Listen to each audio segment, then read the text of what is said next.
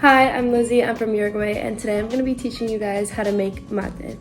Mate is an herbal drink that a lot of people in South America drink, specifically Uruguay and Argentina, and I'm just going to show you how I make it.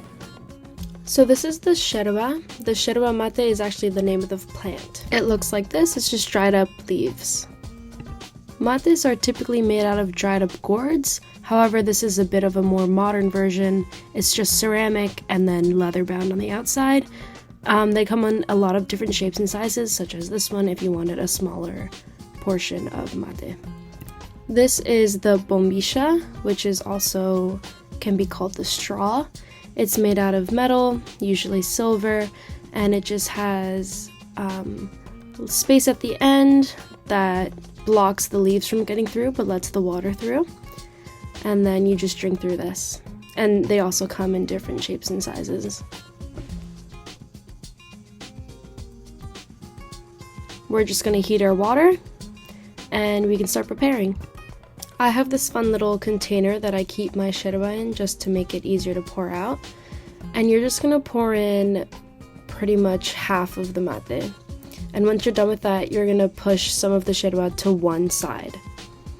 This is because we only wet one side of the mate. The side that's wet is where the straw is going to go. I'm pouring in lukewarm water here just to swell up the leaves a bit. Now I'm going in with the hot water and letting that sit for a couple minutes. Once we let the leaves swell up a bit, we can put the bombilla in, and as you can see, we only put it in one side and you don't mix the mate because one side is wet and one side is dry. The goal is to create a montaña, also known as mountain, here on the side with the dry leaves. I love drinking mate on a busy school day because all I have to do is just keep reheating water and I can use the same mate throughout the whole day. And this is what it looks like after a couple of hours.